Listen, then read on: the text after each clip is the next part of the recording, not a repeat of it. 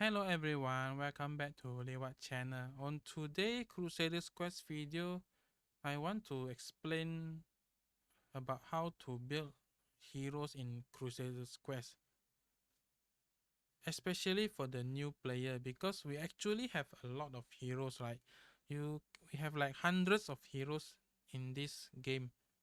Each of them with their unique story, their passive. And since we have more equipment now to equip, it can be like overwhelming on how to decide to build, since we have like the soulbound weapon and the ring, as the necklace, the earring, and then we have the special skill as well. It's hard to decide sometimes, and then they start to try to rely on these training tips.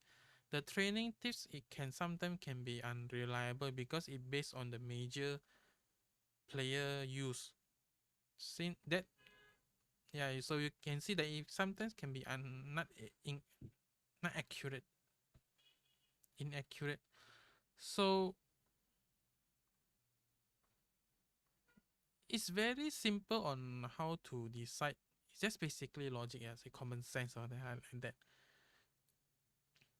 The main thing is you need to read the heroes first. You need to read their description, what they do, what attribute they rely on, what stats, and what do they do, what is their role. You see, what is their role. In this game, the hero, basically we can split it like to three categories, like yeah. The first one is the one that deal the damage, and then the second one is the hero that take the damage, and lastly we have the hero that support them, either by buff our hero or debuff the enemy. It's simply just these three types. And we can start, like, let's say we start with the damage dealer. The damage dealer, the first thing with the weapon build, so like the soulbound weapon build, is we just need to decide. Usually it's either critical damage or critical chance. Just these two usually. And which one to decide, we just based on their stats on the critical chance. If they have low critical chance, then we just simply give more critical chance. We have the 2 slot, then we give 2 slot critical chance. Unless you have enough critical chance buff from the other support hero later on the team, then you can go with the most critical damage. It's simply like that.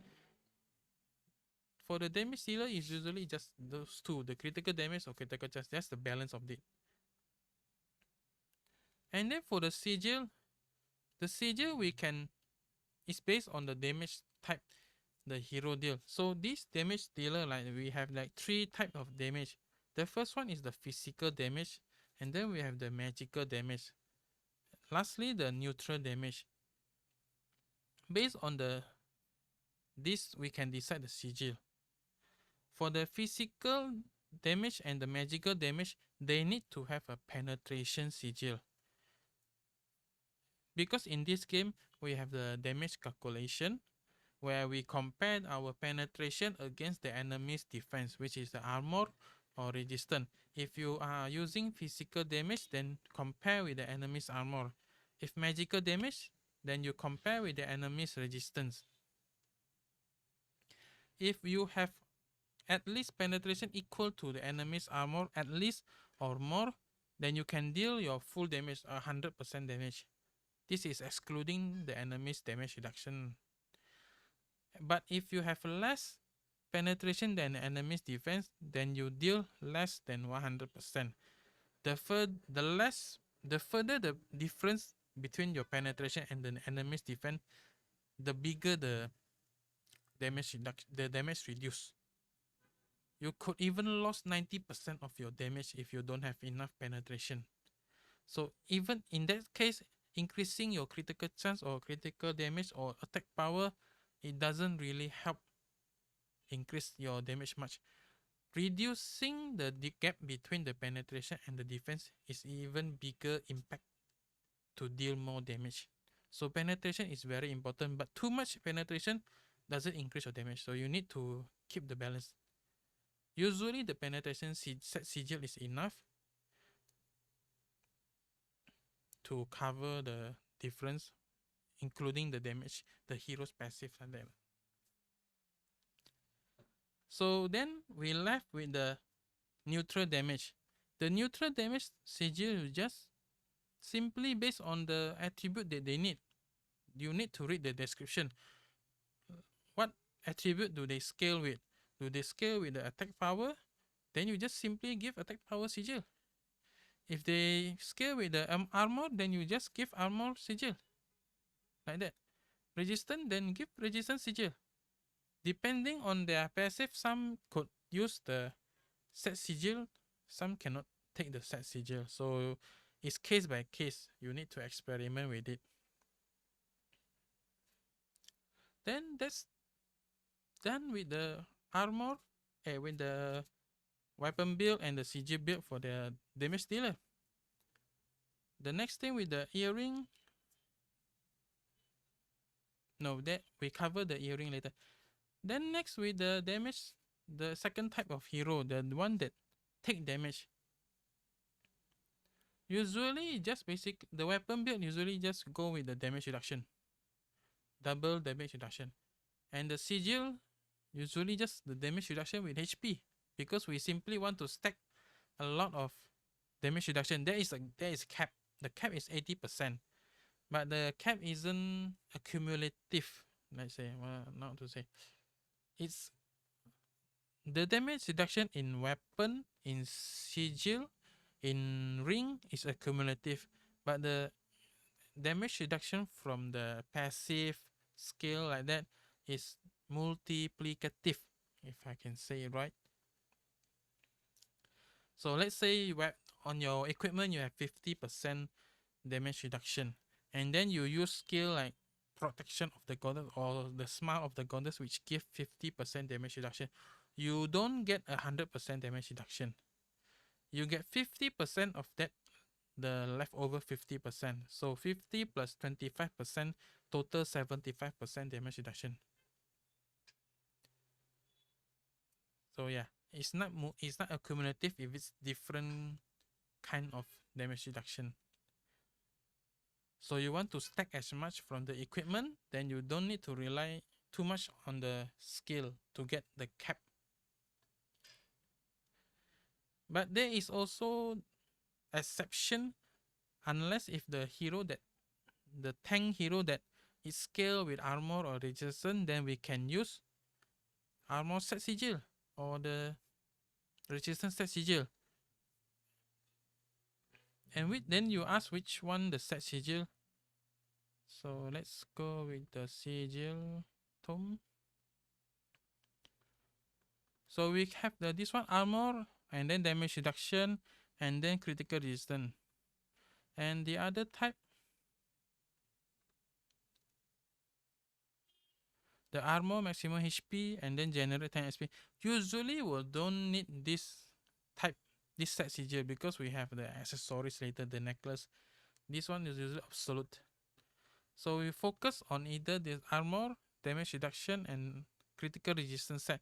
This critical resistance help with reducing damage because the enemy has less chance to deal critical damage. But usually we focus on this damage reduction and then maximum HP. So a lot of HP, and we try to cap the damage reduction to just survive longer. Unless exception, as I said just now. Then lastly, the support hero. Oh, no. The damage, the tank damage is another one build. If it's really focused on the evasion, then you just need to focus evasion all the way. Yeah, so you need to use like the epic evasion sigil, because you need to get as much as possible. The evasion, there is no cap on the evasion during calculation. There is cap after the count. We compare our evasion with the enemy's accuracy.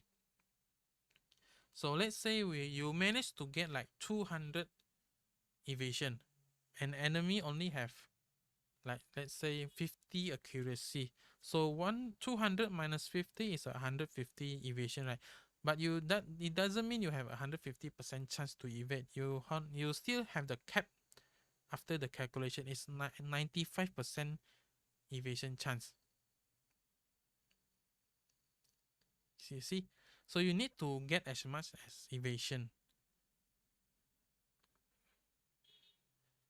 But this recently, if you want to fight against the ordeal bosses, they have too much accuracy, like 10,000 something. So evasion based usually dead, unless you want to play it on the arena or Colosseum. It's still possible for those. Then lastly, we have the support hero. The support hero is usually we just want them to survive to cast the buff or debuff. We just need them to survive. So still the same, the damage reduction build. The damage reduction on the weapon, and then the HP sigil. HP with the damage reduction sigil. This one. Emperor Seal. Unless they have requirement from their passive. So that's why you need to read the passive and understand what do they need. Let's say example like Aria.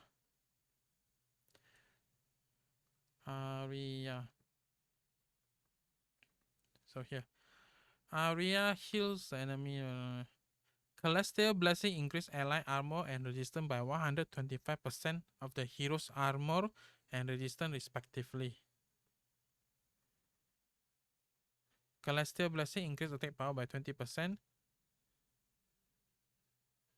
So yeah, let's say that this Aria buff our ally armor and resistance based on her stats. So this one we don't want to use damage reduction build. We want to focus on stacking either armor or resistance all the way to optimize the buff, you see. But for the weapon build, you have two choices here.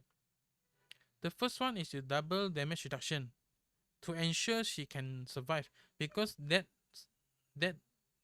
hero cannot buff. Yeah. Or you can also go with full armor, double armor or double resistance if you want to get the most of the buff. But you need to make sure your hero can survive. If you can't get her to survive, then go back with the damage reduction. Less buff, but she is alive. She's alive, she can buff. That hero cannot buff.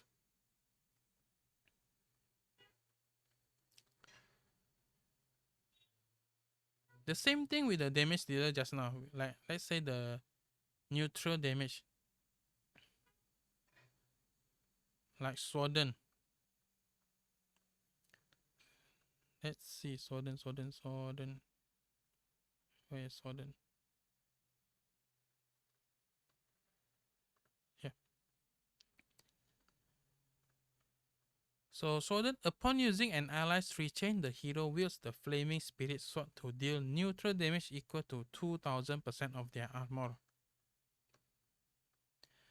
And upon activating Flaming Spirit Sword, the hero immediately increases their own armor by 200% for 5 seconds. And upon activating Flaming Spirit Sword, the hero additionally activates Black Shadow Tiger Sword to deal neutral damage equal to 4000 of their armor per hit. So you can basically simply ignore this attack power just now. We just want to focus on armor. So the weapon will be the set sigil, armor set sigil. But then we need to check the stats for the critical chance. Shodan only has the maximum growth 30%, 30.5 critical chance. It is quite low, and Sworden doesn't have a lot of hit, so we need to get as much as possible for the critical damage. So that's why we need to focus on critical chance here. So this one, the tips is correct. We focus on getting a lot of critical chance, because this one usually the team buffer doesn't give a lot of critical chance. They focus on getting more armor, like Arya just now. Arya doesn't buff the critical chance, so you need to get the critical chance from somewhere else. So we get it from the weapon, we get it from the ring.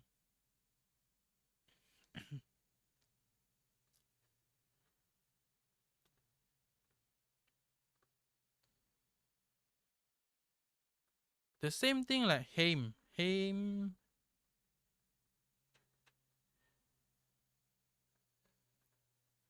So the enemies on the land of ice and snow receive magical damage equal to 100% of Haim's resistance. This one also. Okay, this one actually is an exception. They forgot to change the description. It used to be magical damage, but now it is neutral damage. They forgot to update the description, so you just need to focus on getting more resistant. So you can see here on the training tips, this one is bad. We also need to focus on critical chance because this one only have low 28% critical chance. So the correct build is double critical chance. And the sigil, we need to pair with. So here you cannot see. So yeah, we need to use the damage reduction, not the damage reduction, the resistance set sigil. This one, magic resistant, critical the most magic resistant that you can get with the double critical chance. So it's very important to read, but also need to check. You need to properly check. They forgot to update the Haim. Then also there we have also like Haruki, let's say Haruki. So Haruki, the hero's block skill increase the healed allies attack power, armor penetration, and resistance penetration by 50% of the hero's respective stats for 10 seconds. Reusing the skill will reset its duration. And with the Soban weapon, upon activating Arbitration, the ruler, the buff granted to allies is enhanced to increase affected allies' attack power by 100% of the hero's attack power and armor penetration and resistance penetration by 75% of the hero's respective stats. And upon using their own block skill, the hero assesses the status of all enemies to decrease their attack power and critical resistance by 15%. Reusing the skill during the debuff will reset its duration. So Haruki is popular because he buff a lot of stat, and we need to focus. So you want to focus on all to the attack power or all into armor penetration or resistance penetration. Usually we just need to go with the attack power. Sometimes we go like half attack power and then half armor penetration attack power. You have the sigil for that. So let's go with the sigil.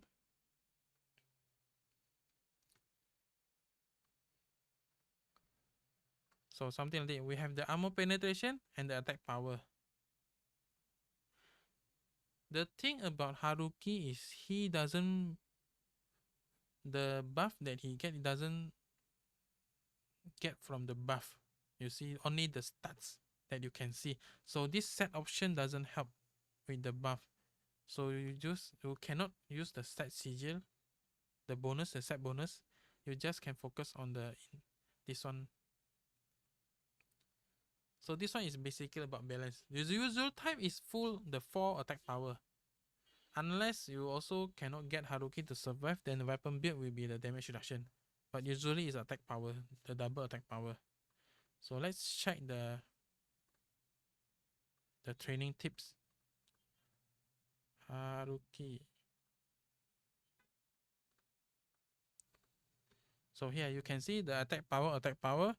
Sometimes you want to use the armor penetration if you need the extra penetration. Remember, you have too much penetration doesn't increase the damage. You just need enough penetration. And lately, you also want to get the damage reduction. So Haruki can survive because that hero cannot buff.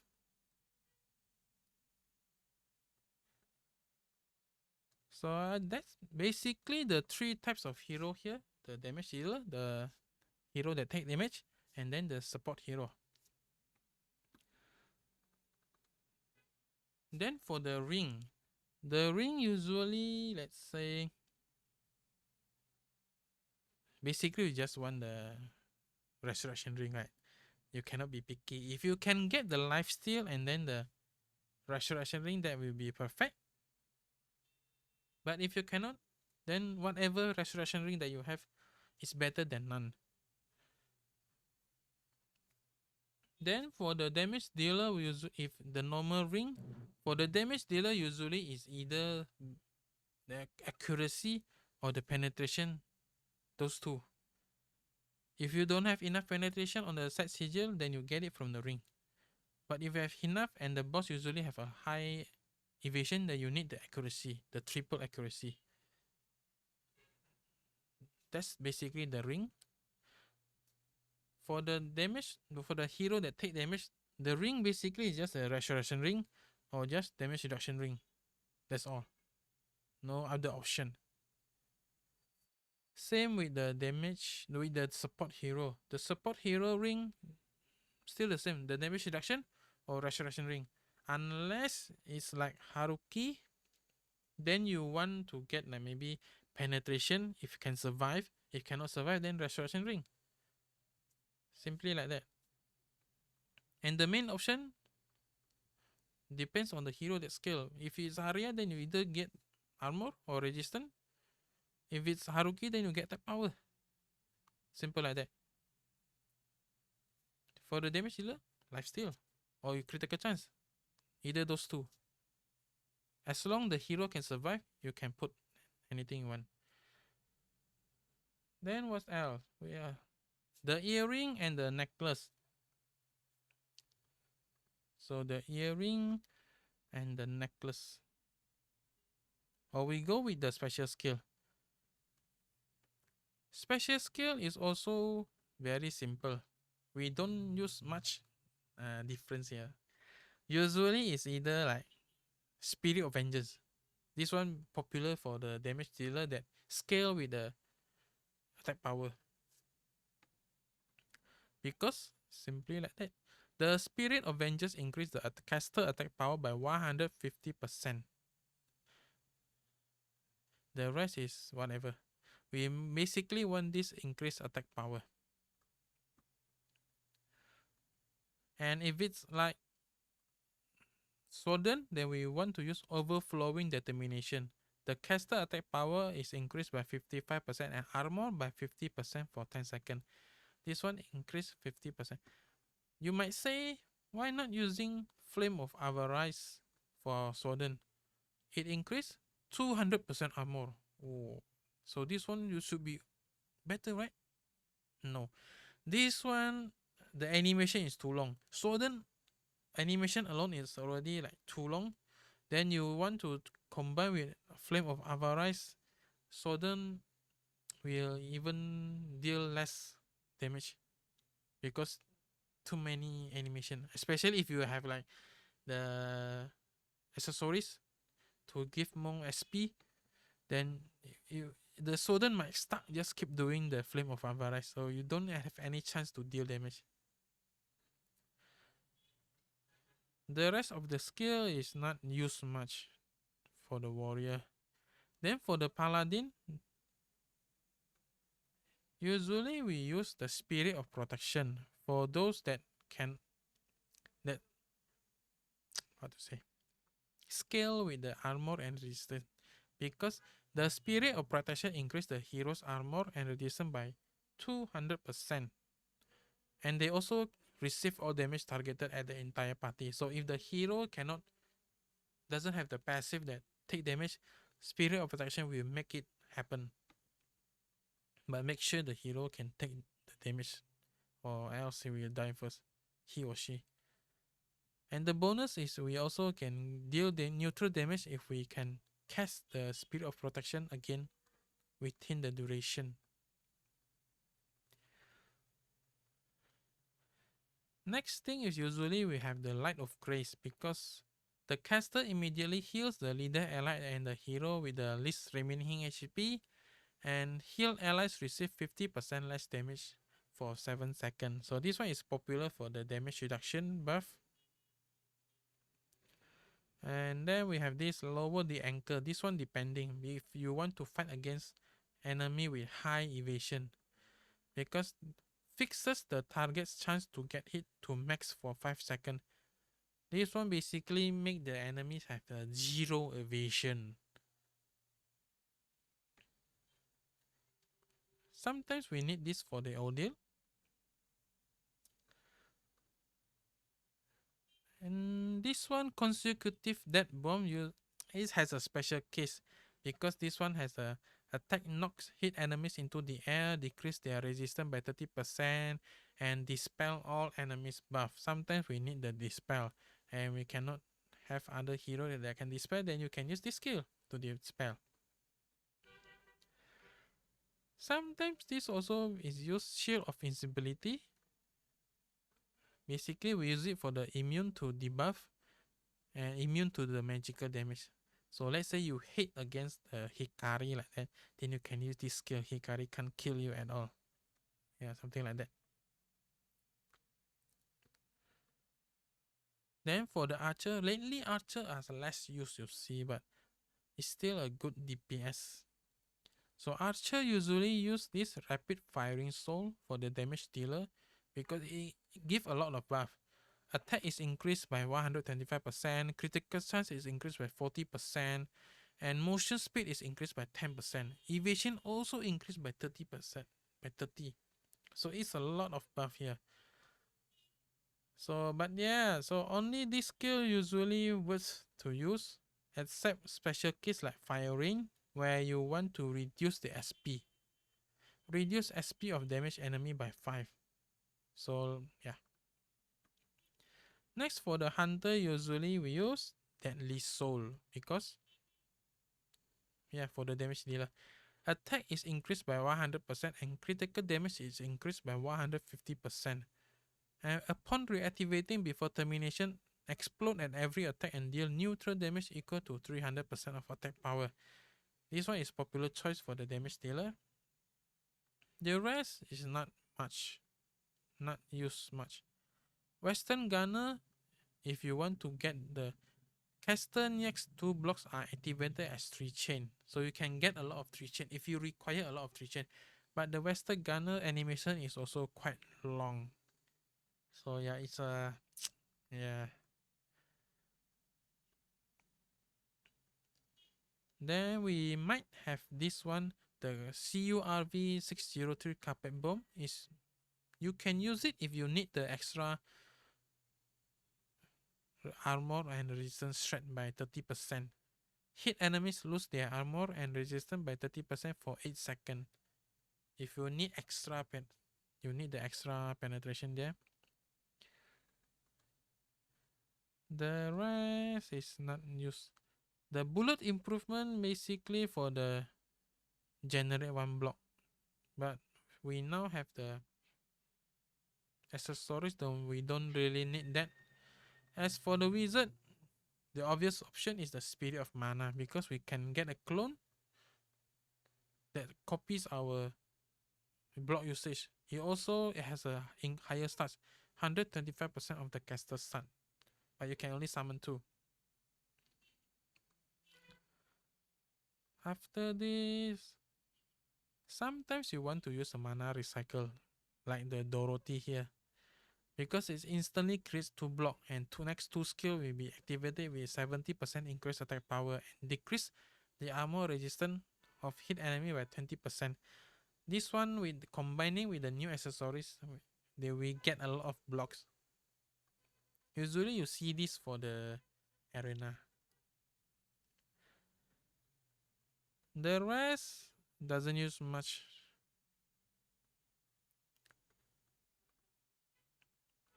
Now for the priest. The priest has a lot of useful skill. You have the resurrection skill, which is obvious, you resurrect your hero. And we have the energy of goddess if you need the extra block. We also have the smile of the goddess. This one give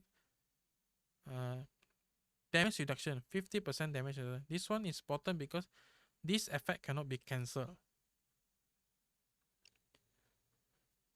If you use the protection of the goddess, this one have decreased all damage received by entire party by 50% and reflect 30% of damage to the enemy, and also immune to debuff. But this buff can be removed, can be dispelled, so it doesn't last long if against enemy with dispel. So you pick, you want the longer 7 second of the decrease all damage, or you can get the shorter 5 second, then but cannot be cancelled. Pick a poison. Then sometimes for the audio, we want to use this Sanctuary of the Goddess. The caster create a sanctuary for 5 seconds that continuously heal allies by 100% of the caster attack power.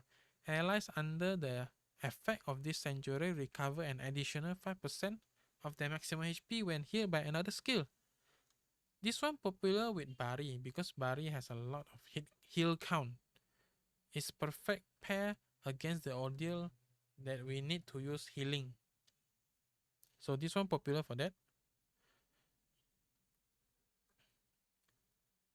Next one is we have the time for blood donation.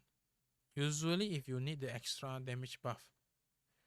So attack power of heal ally increased by 50% of the hero who activated the skill. You pair this with a hero with attack power build, then you can get the most of this buff. But this has less popular because we simply cannot survive the enemy. We usually now end up with Resurrection and Smile of the Goddess. Smile of the Goddess for the uncancelable damage reduction, and Resurrection because we can revive, and then we also get shield. Cast a shield over the entire party that absorb damage equal to 50% of the caster maximum HP for 5 seconds. So you get extra shield, and then you use the Smile of the Goddess to reduce the damage so you can survive longer. So yeah, usually we want to use the time of blood donation for the damage buff, but because if they cannot survive, they cannot buff. So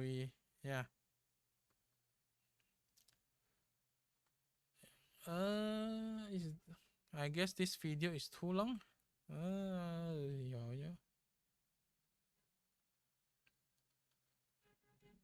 I think that is all. Anything I miss? Oh yeah, accessories. So there we have the earring and then the necklace. So earring, we have the earring and the necklace, basically the same thing. You can mix and match. It's basically the same thing, just matter of the order of the activation from the option here. So here, let's say earring. So let's call it accessories. Accessories have a 4-star, 5-star, 6-star. What's the difference between them? The main difference is the number of the option. We have the fixed option, and then we have the random option. For the 4-star, you can have one fixed option and then 1 or 0 of the random option. So maximum 2 option here. For the 5-star, you can one fixed option and then up to 2. So from 0 to 2 random option. So total 3, maximum 3 for the 5-star. And then for the 6-star, you can up to 4 option here. One fixed and then 3 0, 1, 2, 3 random option. Then what to say?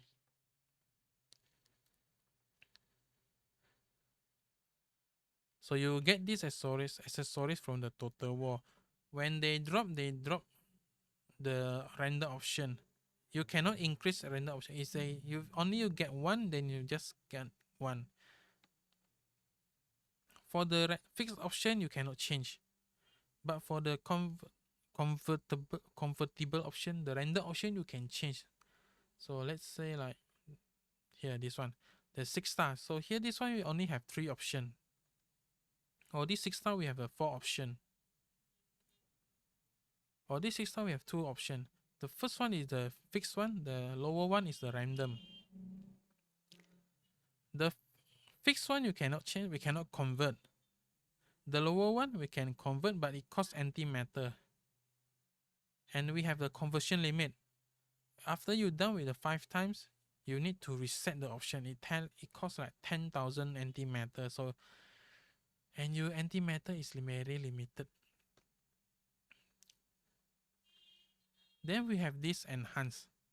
If you once you start enhance, you cannot do the convert anymore. So make sure you already convert. You already get the option that you want. So don't just blindly enhance. And the enhancement costs a lot of money, a lot of gold. One time costs 150,000. And there is chances though. Total enhancement point, we have 0 until 100%. We need to make it 100% and then upgrade once more. So here the first thing, at the level 0, we have the success rate 50%. So when you press enhance, you either get 50% or you success. And the random, and one of the option here will be level up. You can go from the board up to premium. Once they go level up, the success rate go lower until the last one is 1% only. So it costs a lot of money here. So make sure you have the option that you wanted.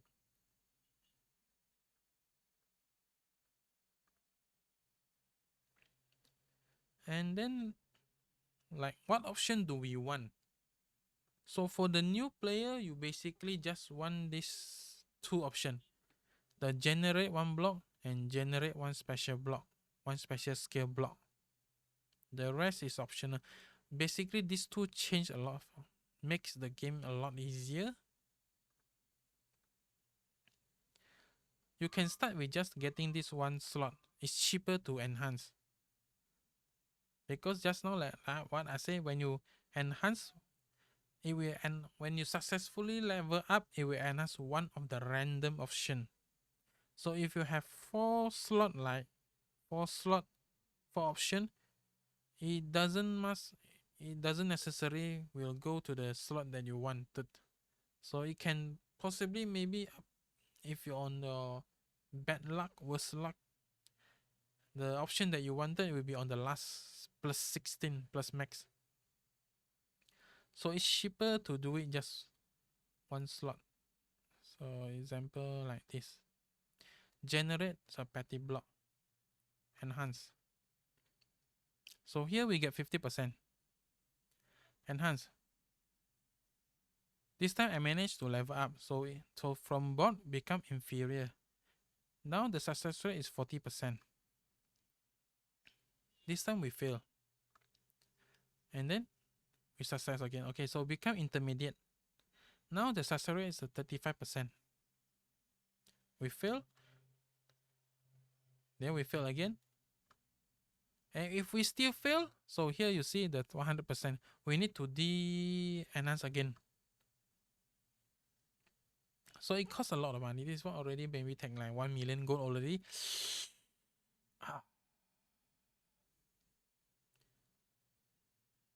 And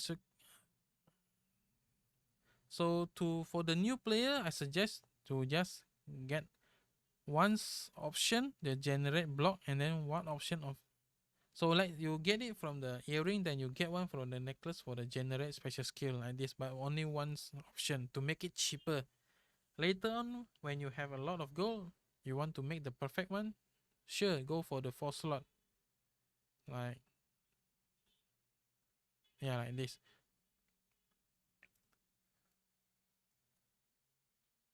For the new player, you just focus on generate special skill and then generate 1 block.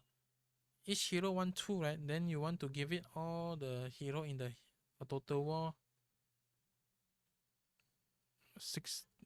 12 hero, so that's 24 accessories. That like a lot of money. I think that is all. If you still don't understand, then just comment.